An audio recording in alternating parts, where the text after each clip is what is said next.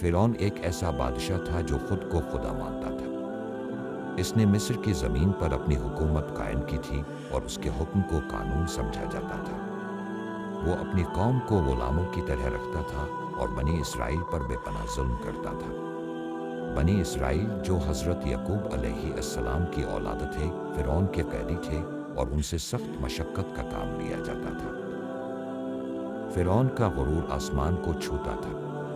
وہ نہ صرف اپنے آپ کو سب سے بڑا حکمران سمجھتا تھا بلکہ لوگوں کو بھی یہ ماننے پر مجبور کرتا تھا کہ وہی خدا ہے۔ لوگ اس کے سامنے جھکتے تھے اور اس کے حکم کے خلاف کوئی نہیں بول سکتا تھا۔ ایسے ہی حالات میں اللہ نے حضرت موسیٰ علیہ السلام کو بنی اسرائیل کی نجات کے لیے بھیجا۔ حضرت موسیٰ کی والدہ بہت فکر مند تھیں کیونکہ فرعون نے حکم دیا تھا کہ ہر اسرائیلی لڑکا پیدا ہونے کے فوراً بعد قتل کیا جائے تاکہ بنی اسرائیل کی تعداد نہ بڑھ سکے۔ لیکن اللہ کے حکم سے حضرت موسیٰ کی والدہ نے ان کو ایک صندوق میں رکھ کر دریائے نیل میں بہا دیا۔ اللہ کی قدرت سے وہ صندوق بہتا ہوا فرعون کے محل تک پہنچا اور فرعون کی بیوی آسیہ نے حضرت موسیٰ کو دیکھا اور اپنی اولاد کی طرح پالا۔ فرعون کی بیوی آسیہ نے حضرت موسیٰ علیہ السلام کو گود لیا اور انہیں اپنی اولاد کی طرح پالا۔ فرعون کو حضرت موسیٰ کی حیثیت کا علم نہیں تھا اور وہ انہیں اپنی بیوی کی خواہش کی وجہ سے محل میں رہنے کی اجازت دے دیتا تھا۔ حضرت موسیٰ کا بچپن فرعون کے عظیم الشان محل میں گزرا جہاں ہر طرف عیش و عشرت کا سامان تھا۔ آسیہ جو خود ایک نیک دل اور خدا پر ایمان رکھنے والی عورت تھی، حضرت موسیٰ کو انتہائی محبت اور شفقت سے پالتی تھی۔ اسے معلوم تھا کہ حضرت موسیٰ میں کچھ خاص بات ہے اور انہیں کسی بڑے مقصد کے لیے بچایا گیا ہے۔ حضرت موسیٰ اپنے بچپن سے ہی ایک مختلف اور غیر معمولی بچہ تھے۔ وہ بنی اسرائیل کے مظلوموں پر ظلم کو دیکھتے اور ان کی حالت زار پر غمزدہ ہوتے۔ دل میں ان کے لیے ہمدردی بڑھتی جاتی، لیکن اس وقت وہ کچھ کرنے کے قابل نہیں تھے۔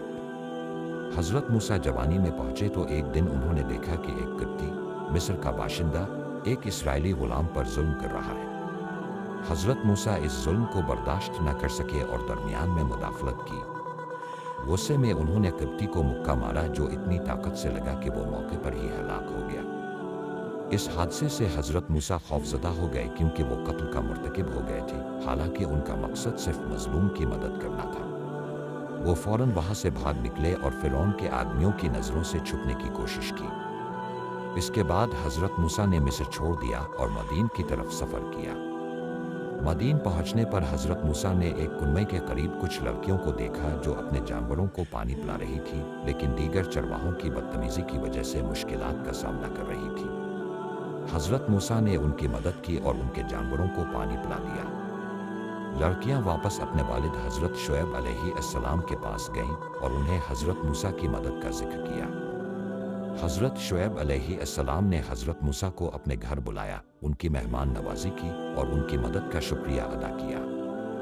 حضرت شعیب کو حضرت موسیٰ کی نیک نیتی اور خلوص پسند آیا اور انہوں نے اپنی ایک بیٹی کا نکاح حضرت موسیٰ سے کر دیا۔ حضرت موسیٰ علیہ السلام نے مدین میں کئی سال گزارے اور اپنی نئی زندگی شروع کی۔ لیکن اللہ نے حضرت موسیٰ کو ایک عظیم مقصد کے لیے منتخب کیا تھا اور انہیں بنی اسرائیل کی رہنمائی کے لیے فرعون کے پاس واپس بھیجنا تھا۔ ایک دن حضرت موسیٰ اپنی اہلیہ کے ساتھ سفر کر رہے تھے جب انہیں کنواں طور کے قریب ایک عجیب روشنی نظر آئی۔ وہ اس روشنی کے قریب گئے تو وہاں اللہ کی جانب سے ان سے کلام ہوا۔ اللہ نے حضرت موسیٰ کو نبوت عطا کی اور انہیں حکم دیا کہ وہ واپس مصر جائیں اور فرعون کو اللہ کی وحدانیت کی دعوت دیں۔ اللہ نے حضرت موسیٰ کو کئی معجزات عطا کیے جن میں سے ایک ان کا عصا تھا جو زمین پر ڈالتے ہی سانپ بن جاتا تھا اور دوسرا ان کا ہاتھ تھا جو بغل میں ڈالنے سے روشن ہو جاتا تھا۔ یہ معجزات حضرت موسیٰ کو فرعون کے سامنے پیش کرنے کے لیے دیے گئے تاکہ وہ فرعون کو اللہ کے وجود اور طاقت کا یقین دلائیں۔ حضرت موسیٰ علیہ السلام اپنے بھائی حضرت ہارون علیہ السلام کے ساتھ فرعون کے دربار میں پہنچے اور اسے اللہ کی وحدانیت کا پیغام پہنچایا۔ فرعون نے اس بات کو سن کر مذاق اڑایا اور حضرت موسیٰ کو پاگل قرار دیا۔ اس نے اپنی خدائی کا دعویٰ دوبارہ کیا اور کہا کہ اس کے علاوہ کوئی اور خدا نہیں ہے۔ حضرت موسیٰ نے فرعون کے سامنے اللہ کے معجزات پیش کیے، لیکن فرعون نے ان کو جادو قرار دیا۔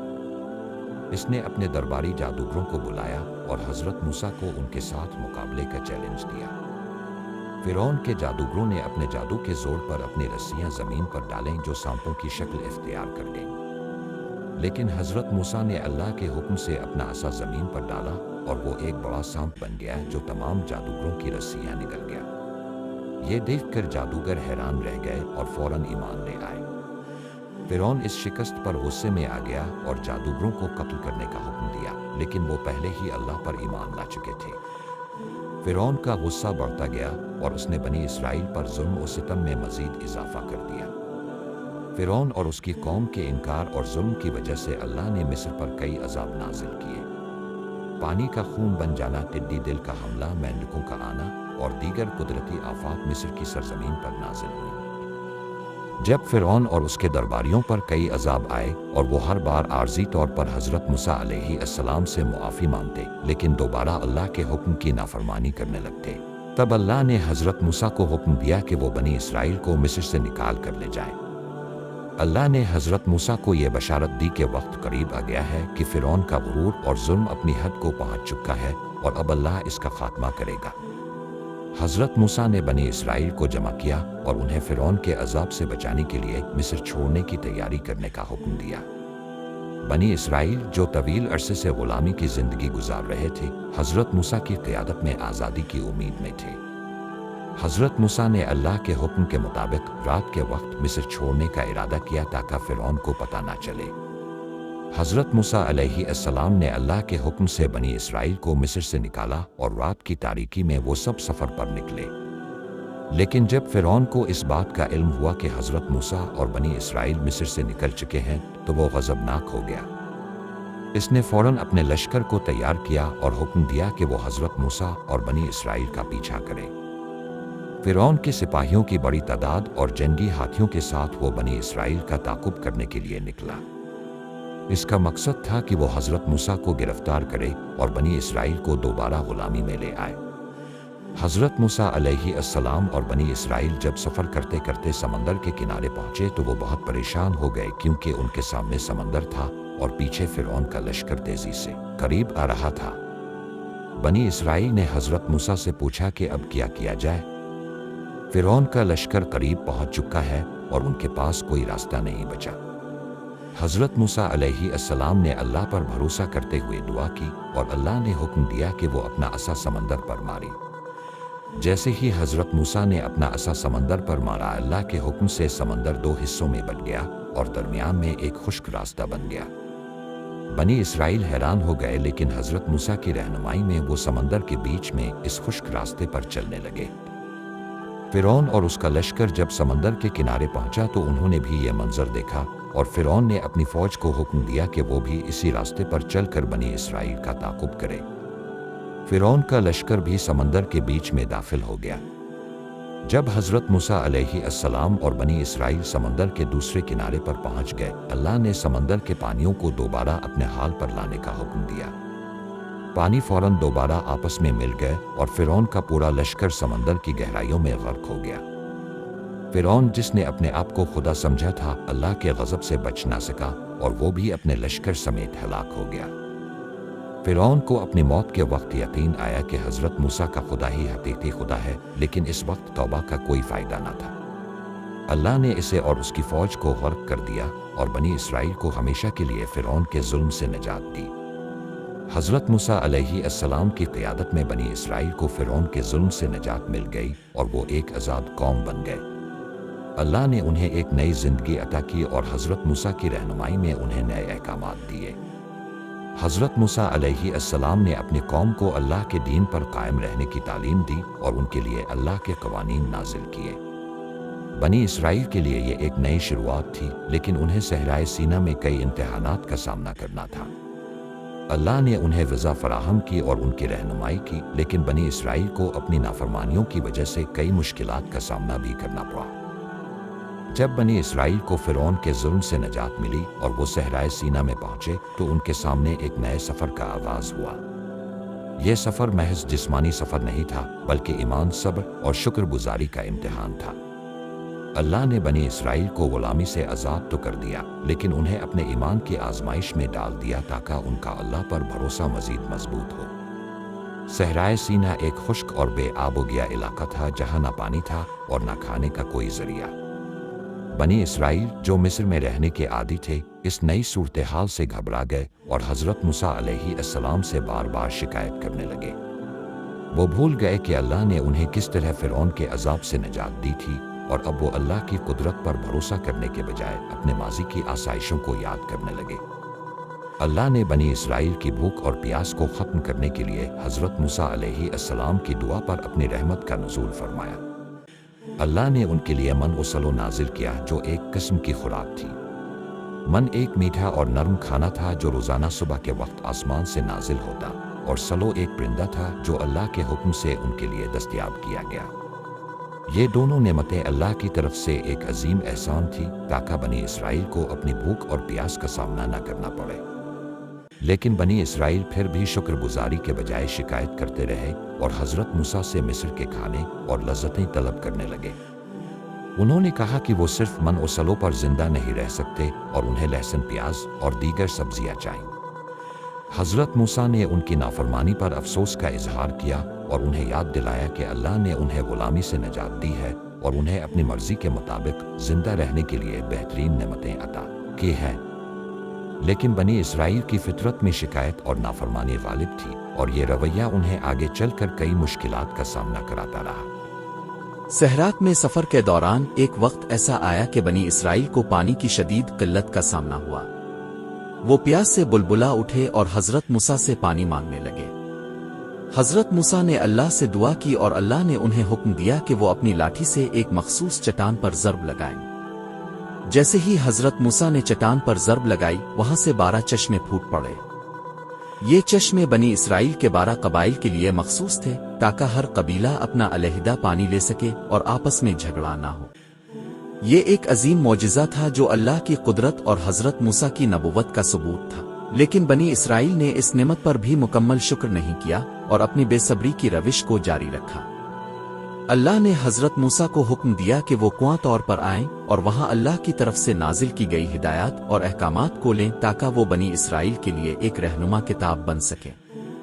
हज़रत मूसा अलैहिस्सलाम ने अपने भाई हज़रत हारून अलैहिस्सलाम को कौम का निगरान बनाकर कुआं तौर का सफ़र किया। कुआं तौर पर हज़रत मूसा ने 40 दिन गुजारे और इस दौरान अल्लाह ने उन पर तौरात का नुज़ूल फरमाया। तौरात में बनी इसराइल के लिए कवानीन, हिदायत और अहकामात थे ताकि वो अपनी जिंदगी को अल्लाह के मुताबिक गुजार सकें। हज़रत मूसा कुआं तौर पर एक रूहानी तजर्बा से गुजरे और अल्लाह से बरा रास्त कलाम किया। जब हज़रत मूसा कुआं तौर पर थे, बनी इसराइल ने हज़रत हारून अलैहिस्सलाम के बावजूद अपने ईमान में कमजोरी का मुजाहरा किया। सामरी नामी एक शख्स ने बनी इसराइल के दरमियान एक सुनहरी बिछड़ा बनाया और लोगों को इसकी इबादत करने की तरगीब दी। बनी इसराइल ने अपनी कमजोरी का मुजाहरा किया और इस बिछड़े को खुदा मानकर उसकी इबादत करने लगे। हज़रत हारून अलैहिस्सलाम ने उन्हें रोका और उन्हें अल्लाह की याद दिलाई, लेकिन बनी इसराइल ने उनकी बात मानने से इनकार कर दिया। जब हज़रत मूसा कुआं तौर से वापस आए और उन्होंने अपनी कौम को बिछड़े की इबादत करते देखा तो उन्हें शदीद गुस्सा आया। उन्होंने सामरी को सजा दी और बनी इसराइल को अल्लाह से तौबा करने का हुक्म दिया। हज़रत मूसा ने अल्लाह से दुआ की कि वो बनी इसराइल की इस नाफरमानी को मुआफ़ कर दे।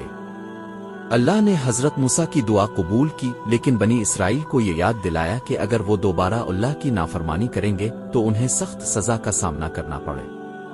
बनी इसराइल का सफ़र सहरात में जारी रहा और उन्हें अल्लाह की तरफ से मुसलसल हिदायत मिलती रही, लेकिन बनी इसराइल की नाफरमानी और शिकायतें ख़त्म न हुईं। हज़रत मूसा की रहनुमाई में वो अल्लाह की जानिब से अता करदा कवानीन पर अमल करने में सस्ती दिखाते रहे और कई बार उन्होंने अल्लाह की नाफरमानी की। अल्लाह ने उन्हें सहरात में 40 साल तक भटकने की सजा दी ताकि उनकी नई नस्ल तैयार हो जो अल्लाह के अहकामात पर पूरा आतर सके। इस दौरान बनी इसराइल को कई मौक़े पर अपनी गलतियों का एहसास हुआ, लेकिन उनकी नाफरमानी की आदत खत्म न हो सकी। बनी इसराइल की नाफरमानी और शिकायती रवैये की वजह से अल्लाह ने उन्हें 40 साल तक सहराए सीना में भटकने की सजा दी। ये अरसा बनी इसराइल के लिए एक सख्त आजमाइश था, क्योंकि उन्हें बार बार अपनी कमजोरियों का सामना करना पड़ता और अपनी गलतियों का एहसास होता। इस दौरान उनकी एक पूरी नस्ल गुजर गई और एक नई नस्ल तैयार हुई जो उन मुश्किलात के दरमियान परवान चढ़ी। अल्लाह ने हजरत मूसा अलैहिस्सलाम के जरिए उन्हें मुसलसल हिदायत दी और अपनी रहमत से उन्हें मन और सलो जैसी नेमतों से नवाजा, लेकिन बनी इसराइल का रवैया बार बार उन्हीं आजमाइशों में उन्हें मुब्तला करता रहा। इस भटकने के दौरान बनी इसराइल को ये भी हुक्म दिया गया कि वो अल्लाह की इबादत को समझें और इस पर यकीन रखें कि अल्लाह की मदद सिर्फ इसी वक्त हासिल हो सकती है जब वो अल्लाह की अहकाम पर मुकम्मल अमल करे। इन 40 सालों में अल्लाह ने बनी इसराइल के सब्र और ईमान को बार बार परखा और उनकी रहनुमाई के लिए हजरत मूसा और हजरत हारून जैसे नबी मौजूद रहे। हजरत हारून अलैहिस्सलाम जो हजरत मूसा के भाई और बनी इसराइल के रहनुमा थे, इन 40 सालों के दौरान एक वक्त आया कि उनका इंतकाल हो गया। हजरत हारून की मौत पर बनी इसराइल को बहुत गम हुआ क्योंकि वो हजरत मूसा के साथ बनी इसराइल को नजात दिलाने वाले अहम शख्सियत थे। हजरत मूसा ने अल्लाह के हुक्म के मुताबिक हजरत हारून की तदफीन की और बनी इसराइल को तसल्ली दी कि अल्लाह ने उनकी रहनुमाई के लिए उन्हें नबुवत अता की थी और वो उनके साथ हमेशा मौजूद रहेंगे। 40 साल की आजमाइशों के बाद हजरत मूसा अलैहिस्सलाम को अल्लाह की जानिब से इशारा मिला कि उनका वक्त करीब आ गया है। हजरत मूसा ने बनी इसराइल को जमा किया और उन्हें अल्लाह की तरफ से आखिरी हिदायत दी। उन्होंने बनी इसराइल को याद दिलाया कि अल्लाह ने उन्हें फिरौन के जुल्म से निजात दी है और अब वो उनके लिए एक अजीम मुल्क की सरजमीन तैयार कर रहा है, लेकिन इसमें दाखिल होने के लिए उनका ईमान मजबूत होना चाहिए। हजरत मूसा अलैहिस्सलाम को अल्लाह की तरफ से ये बशारत मिली कि वो कनान की सरजमीन को देख सकेंगे जो बनी इसराइल के लिए वदा की गई जमीन थी, लेकिन वो खुद इसमें दाखिल नहीं हो सकेंगे। हजरत मूसा को अल्लाह ने कुआं निबू पर बुलाया जहां से उन्होंने कनान की सरजमीन को देखा। वहां हजरत मूसा का वक्त पूरा हुआ और अल्लाह ने उन्हें अपनी जानिब बुला लिया। हजरत मूसा का इंतकाल बनी इसराइल के लिए एक अजीम सदमा था, लेकिन वो जानते थे कि हजरत मूसा का मिशन मुकम्मल हो चुका है। हजरत मूसा अलैहिस्सलाम के बाद हजरत ओशे बन नून को अल्लाह ने बनी इसराइल की क़यादत सौंपी। हजरत ओशी एक बहादुर और नेक नबी थे जिन्हें हजरत मूसा ने अपनी जिंदगी में तैयार किया था। हजरत ओशी ने अल्लाह की मदद से बनी इसराइल को कनान की सरजमीन में दाखिल किया और वहां के मुश्रिकों के खिलाफ जंग की। अल्लाह ने बनी इसराइल को फतह अता की और उन्होंने कनान की सरजमीन को अपना मस्कन बना लिया। ये फतह बनी इसराइल के लिए एक अजीम कामयाबी थी और अल्लाह के वादे की तकमील थी, लेकिन ये फतह इस बात पर मुनहसर थी कि बनी इसराइल अल्लाह के अहकामात पर अमल पैरा रहेंगे और उसके दीन को कायम रखेंगे। अगरचे बनी इसराइल को वदा की गई सरजमीन मिल गई, लेकिन उनकी नाफरमानी और ईमान की कमजोरी की वजह से वो बार बार मुश्किलात में मुब्तला होते रहे।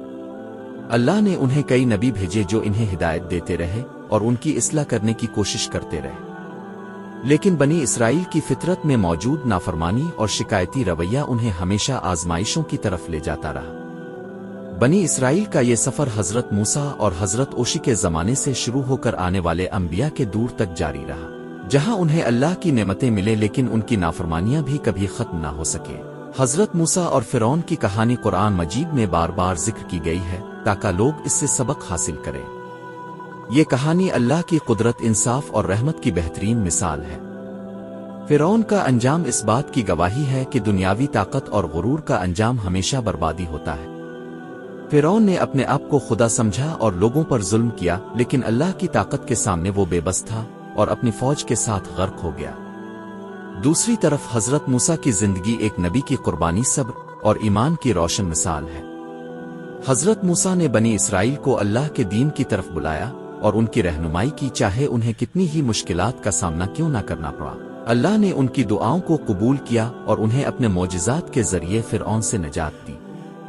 ये कहानी हमें ये सिखाती है कि अल्लाह पर ईमान और उसकी मदद पर भरोसा करने वाले हमेशा कामयाब होते हैं, चाहे दुनिया के हालात कैसे भी हों। अल्लाह हमेशा अपने नेक बंदों की मदद करता है और जुल्म और नाइंसाफी करने वालों को बिलाखिर उनके अंजाम तक पहुंचा देता है।